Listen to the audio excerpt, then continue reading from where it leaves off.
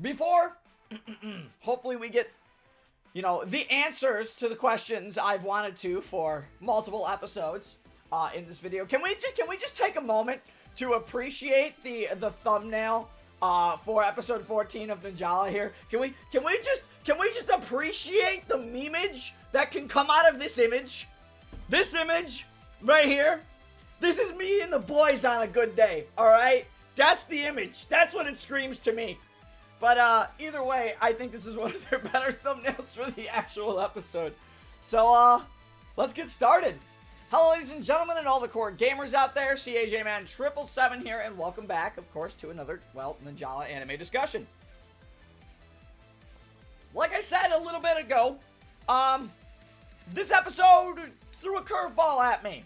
And I wasn't expecting the curveball, but I'm all for the curveball. What I thought was going to be a bunch of lore reveals actually turned out to be a very big piece of world building in the world of Ninjala. And we're going to talk about that here today. So, of course, if you guys are enjoying the Ninjala anime content here on the channel, do me a favor and hit that like button, as well as hitting that subscribe button, and let me know what your guys' favorite part of the episode was down in the comments section below. So, we're going to keep this episode we're going to try and keep this anime discussion a little bit shorter because not a lot really happens on the side of lore or a lot of the character splits in this episode, so there's not really too much to cover. It actually just focuses mainly on Burton and Berecca and what they've basically been up to. And the episode opens up with Berecca wondering where Burton is and where Ron has been, because apparently none of the other characters have seen Burton or Ron for a long time.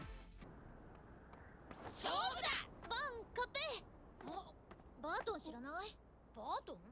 知らないな。そう、ありがとう。勝負だ。俺の方が早い。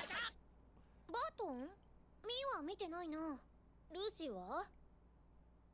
ありがとう。ロン？見てないけど。So they're both both doing their own thing. So obviously this kind of gets Berecca a little bit concerned, and she starts thinking, man, I mean, just because Ron saved us one time doesn't mean we can trust him. And Berecca starts getting these really, I guess what you could consider for the anime a kind of like a graphic flashback where Ron kind of puts Burton on a cliff and Burton falls off the cliff and Ron kind of has an evil smile kind of thing. And Berecca thinks that, you know, Burton, you know, might have been eliminated by Ron. But lo and behold, Burton's fine. Burton's fine. He walks up and goes, Berecca, are you okay?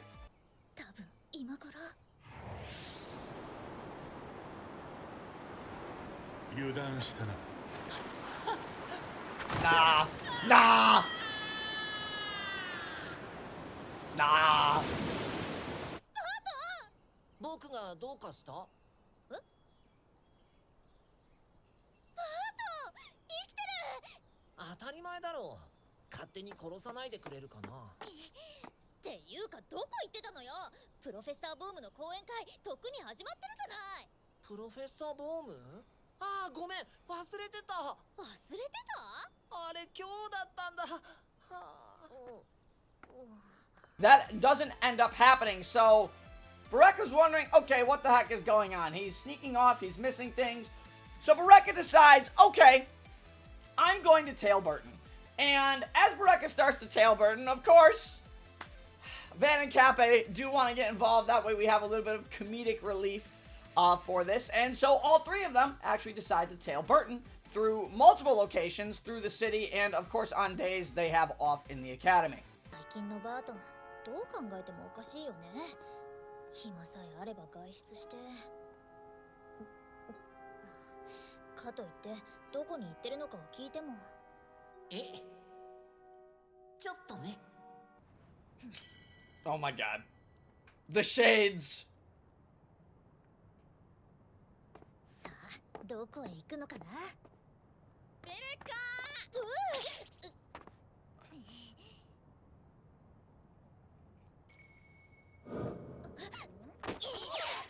何すんだよ。し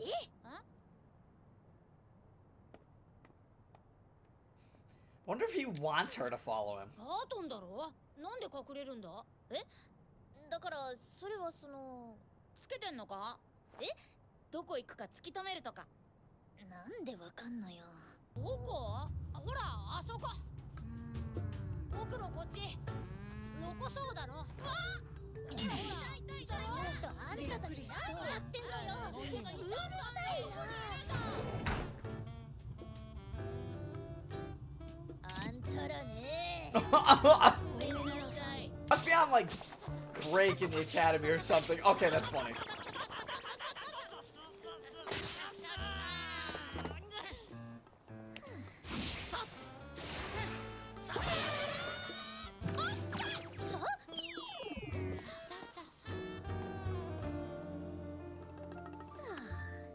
He doesn't give a care in the world. いつものコーヒーとポテトチップス。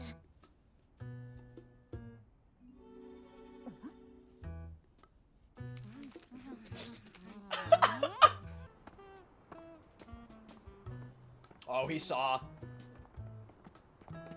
かった。 He saw, and he's gone. いない。 Yup. なんで？ Where did Burton go? Honestly, I had no idea where this was going at the beginning of the episode until the next couple scenes where we truly learned what Burton was doing, why Burton kind of just suddenly vanished. And in the next scene, we get the principal of the WNA, who I don't know if we actually ever got his name. I just can call him the principal. The principal walks up to Bruce and Amy, who obviously have Burton in their classes, and the principal lets Bruce know that, hey, Burton's been going on a little bit of a spending spree with his WNA card. We don't know what it's up to. We don't know what he's up to, but Bruce obviously wants to look into it. And then we get a scene with Bruce and Burton, and Bruce tries to, I guess, coerce Burton a little bit to talk, but he just doesn't have the guts to do it because Bruce is thinking, man, is this just Burton's way of dealing with stress? Is because, again, Bruce and Amy don't know that Burton is technically an adult. Same with Berecca, Ron, and Jane kind of thing. Only them within the group, they only know that. So, obviously, Bruce has to take this a little more cautiously, and when he's not able to get any information out of Burton, Burton walks away. So then we get attempt number 2, the next night of Van Cappe and Berecca attempting to tail Burton again, saying, hey, we're not going to have any classes. So, Berecca makes a transmitter. Basically just a tracker. And Berecca goes, hey, I invented it. 発信機？これさえあれば見失わない？どうしたのそれ？もちろん作ったのよ。一応科学者だしね。科学者？じゃなくて、授業で作ったことがあってさ。学校で？なんだ、学校で作ったのか。明日も休みだし、動くと思う。ということで、バン、よろしくね。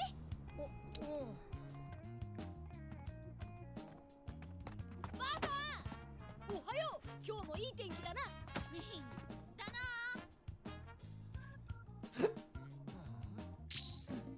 Oh my god! There's the... 感度良好？これなら見失わないな。止まった。ここ？いない。でも発信機があそこ。気づかれたんだ。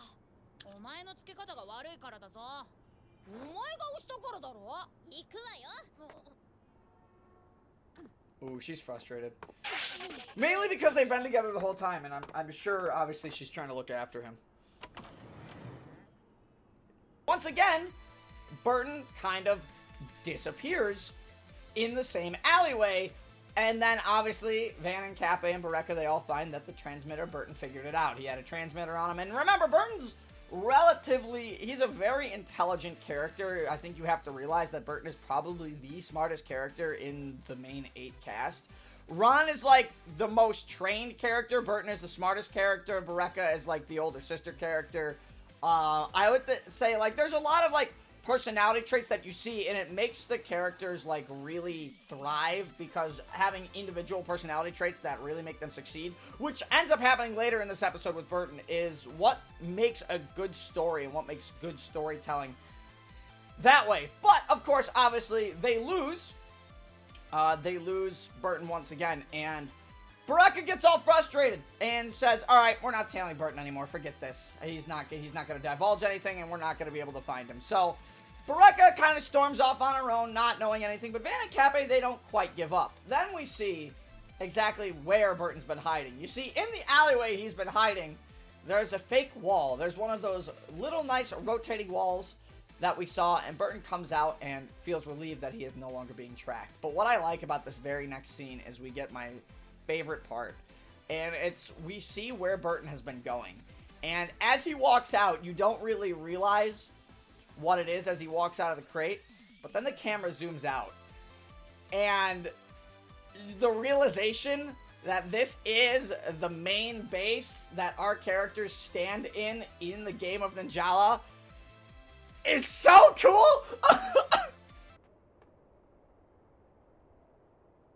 Oh my god.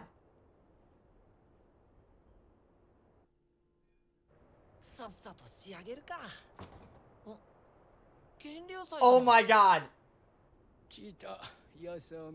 He's making the base. He's making the main base from the game. I have no words to describe how awesome that is, that the base has a canonical reason that it exists in the game and in the anime. I love that, and like I said, the world building in the Ninjala storyline has been just absolutely incredible. And we learn that Genryusai showed Burton about this base, because Genryusai shows up, and then we get a little flashback about that one night Burton wanted to sneak into the academy, or not the academy, but he wanted to sneak into the WNA headquarters once again. And Genryusai says, you know what? I understand your motivations. I understand you want to continue to research. Come here, let me show you something.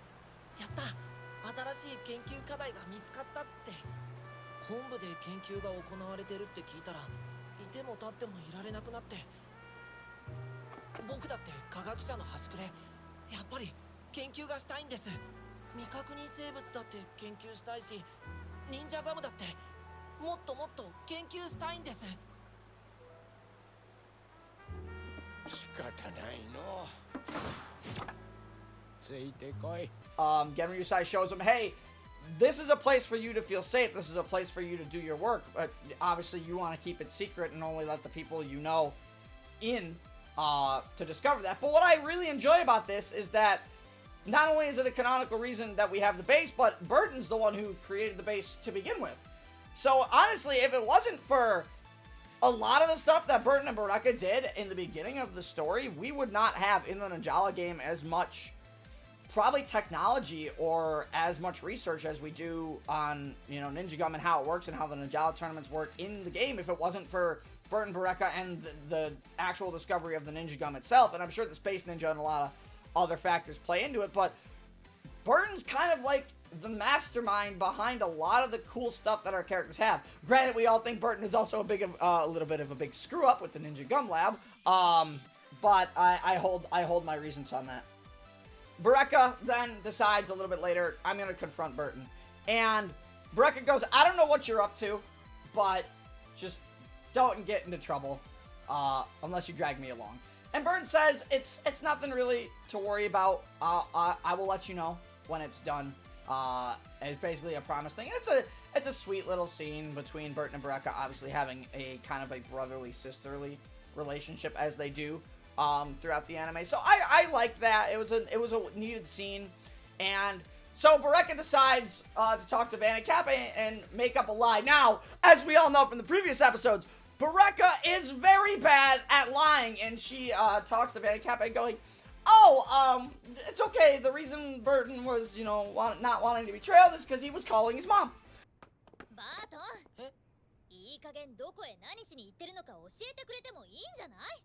バートンはゲームでも楽しんでるつもりかもしれないけど、これでもこっちは一応真剣に心配してるんだから。ベレッカ。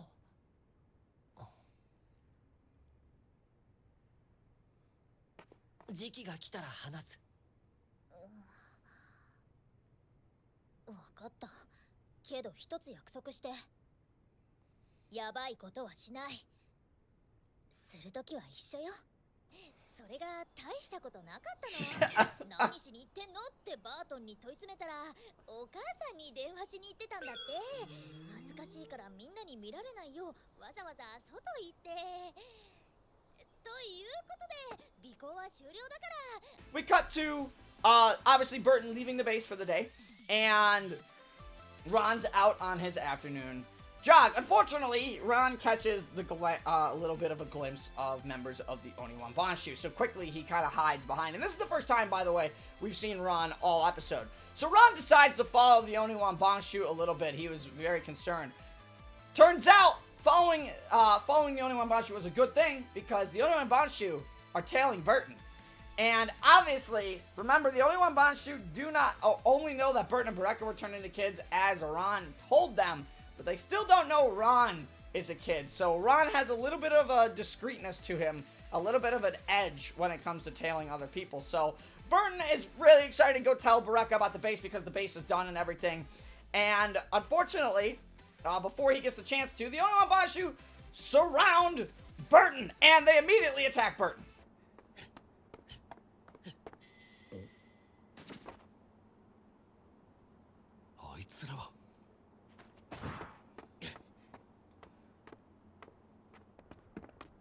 Oh boy. 侵入者問題も片付いたし、ベレッカにも教えてやるか。驚くぞ。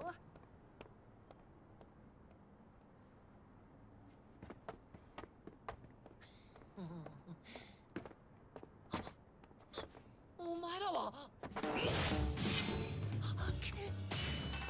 Ron, yet again. The fact that he's using Psy is actually kind of ridiculously cool. ラン。お、君の方が得意だろ。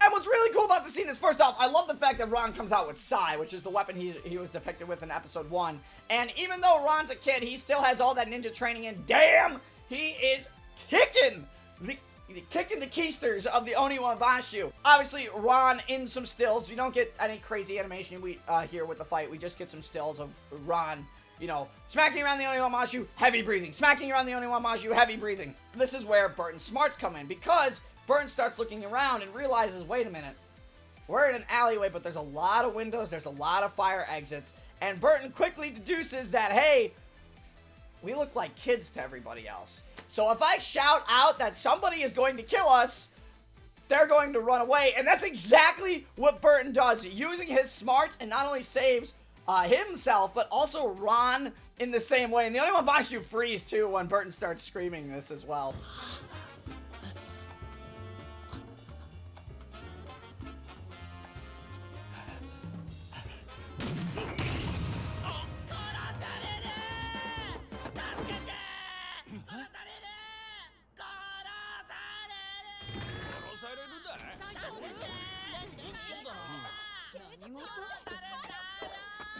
Smart move.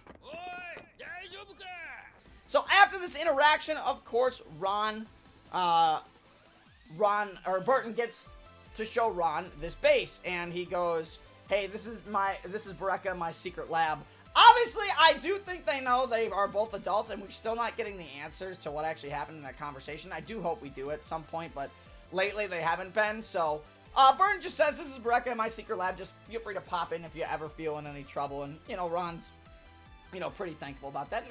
It's a sweet little scene there. But of course, as they both exit, unfortunately Van and Kappa are there, and Van finds the secret wall before Burton and Ron exit. So Van goes tumbling into the base, and Kappa goes, "Where the heck did you guys come from?" And what we get at the end of the main 8 characters is we get Burton talking to Berecca, and he goes, "Hey, I really built this secret lab just for you and me, or at least it was supposed to be secret, but you can see how that went." And the final shot of all the 8 characters I love is the fact that all main 8 characters know about this secret rooftop base now.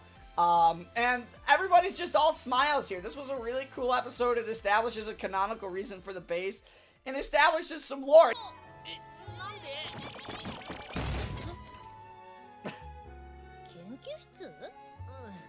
僕たちだけの秘密の研究室になるはずだったんだけど、カッペイとバーンに見つかって。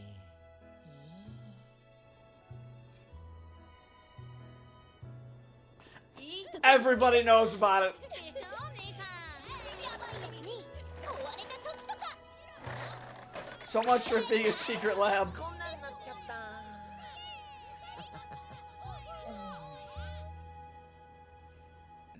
So that ends our 8 main characters portion of the episode, but it's not the total end of the episode, because then we get a scene with Alan, of course, and the Oniwabanshu reporting. So obviously the Oniwabanshu report to Alan that, hey, you know, we weren't able to finish the job. They kind of, you know, alerted everybody, and we can't really assassinate them secretly. He also had help, kind of thing, is what you don't get to hear what the Oniwabanshu said, but obviously the big reaction from Alan is, "Do not fail me again." But now Ron's come to save Burton a little bit too much, because the next thing we get is we get Alan saying this. わかった。今度はしくじるな。まさかその論という生徒。 Oh boy. And that's all we get. And that's all we get for Alan. But again, it's not the end of the episode, because they really want to end this on a cliffhanger. And we cut into the Space Ninja inside the thing. And a mysterious figure, Space Ninja inside the containment that they trapped a couple episodes ago. And a mysterious figure walks up to the containment facility and unlocks the door. Now, based on the next episode preview, obviously the Space Ninja are going to escape. But if you look at the card from this person, very specifically that they scan it, I think this is a character we have not seen before. There is the WNA logo on the card to begin with, but I think this is a character that we have not seen before. And I'm going to tell you right now, I think this character is Leonard. Leonard is someone that has been mentioned, I think, one time in the anime, but plays a massive role in Story Mode Chapter 2, where we learn of the Shadow Ninja and their organization, and the fact that the Space Ninja and the Shadow Ninja can merge. If you guys have not played Story Mode Chapter 2, basically one of the Space Ninja swallows one of the Shadow Ninja and it becomes like an unstoppable machine. And in Story Mode Chapter 2, where you're playing as Berecca, you do get that as a boss fight, which is really cool. In Berecca's Story Mode Chapter, there's actually 2 boss fights, which I really like. But yeah, the Space Ninja ends up swallowing a Shadow Ninja, and I think that's an allegory, because I think in Story Mode Chapter 2, they don't call them the Shadow Ninja. I think, well, they're called the Shadow Ninja, but I don't think they're the Shadow Ninja. You want to know what I think they are? I think they're the Oniwabanshu. I think the Shadow Ninja are the shady organization behind the scenes that have been causing trouble for the main 8 characters in the WNA. There's only one organization in the anime that we've known about that, and it is the Oniwabanshu. And somehow, based on Story Mode Chapter 2, Leonard is gotta be a part of the Shadow Ninja organization and the Space Ninja organization, which is why I think, because they're doing such a good job connecting the characters in the anime to the actual lore of the game, and obviously making, you know, some things make more sense. I think it's Leonard who frees the Space Ninja, because he has his own motives, and Leonard works for the Oniwabanshu. Leonard was also part of the research team with Berecca's dad, and I also think Berecca's dad ended up getting eliminated, not just died in an accident. I think he was taken out by members of the Oniwabanshu, and possibly Leonard and whoever else, but it's an interesting concept to think about. But I think this mysterious figure is Leonard for this scene, and I can see some people kind of refuting that, but remember there's a couple characters we haven't seen yet that have been mentioned in the anime. One is Berecca and Burton's research partner Marco, who we have not seen. But I don't think, based on what they've said about Marco, I don't think he's a turncoat. I don't think he's a turncoat at all. I think, in fact, he's wondering where the heck they've gone, or he's been taken out as well. But the other character they have mentioned is Leonard. Now, while they have mentioned Berecca's dad, we know Berecca's dad does not, currently exist, or he's missing, or he's possibly dead. We don't know. But the Leonard mention is interesting because if you really think about Story Mode Chapter 2 and how in Story Mode Chapter 2 it shows Berecca coming through the scroll, which makes sense, establishing that the base is canonical in this episode. I don't know, my gears are kind of turning in my head, and I think a lot of it's ticking. But yeah, I don't really have too much else to say about this episode. Obviously, it was a fun little episode that explains why the heck we have a base in Ninjala, why we know about it, even to begin with, because obviously Van and Cappe probably can't keep their mouths shut. Yeah, let me know what you guys thought about the episode below. Of course, if you guys liked this video, do me a favor and hit that like button, as well as, if you really enjoyed the video, hitting that subscribe button to help this channel reach 5,000 subscribers by the end of the year. 2,400 away from reaching 5,000, and I think we can do it by the end of the year. I do. So I have full confidence in you guys. Thank you guys for making these videos. Thank you guys for letting me make these videos. I know it's a good outlet for me sometimes to make these videos. I love talking about Ninjala. Honestly, I think Ninjala's world building is way better than Splatoon's world building. I'm gonna be honest, because Splatoon's world building is just like Apocalypse. All right, Squids and Octopus evolved. They had a war. Now there's turf war, and the octopi are like kind of exiled. Ninjala's world building. Secret research that was probably based on the space ninja that invents a piece of gum that can turn adults into kids as a side effect, but also can create some powerful weapons. Multiple organizations inside the main organization of the WNA plotting and scheming against other branches of the WNA to eliminate them. Backstabs. There is assassination attempts. There is a lot of cool stuff in the Ninjala lore. In existence to Gumchi, in existence to the base in this episode. It's good. I like Ninjala's world building, I think, a lot better than Splatoon's world building. Splatoon's world building is more simple, but sometimes I like a bit more of a complex world, and I think Ninjala has that, despite some of us thinking that the game isn't perfect, and it's not. But yeah, that's all I really have to say. Those are my thoughts on this episode, the world building, and what I think about Ninjala's world building compared to other stories. Yeah, it's really good. So, of course, I hope you all enjoyed. I will see you guys in the next one or in the next video. And until then, this is CAJman777 signing off. Stay safe, everybody.